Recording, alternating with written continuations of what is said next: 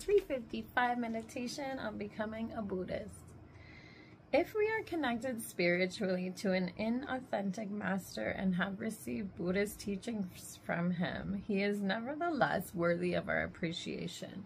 From this point of view, it is inappropriate to see him as an ordinary person or, worse still, to suddenly detest him.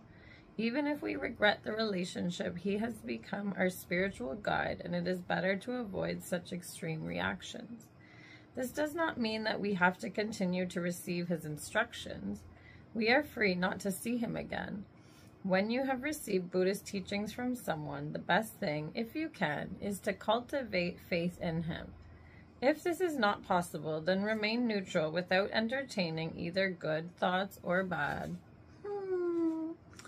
Okay.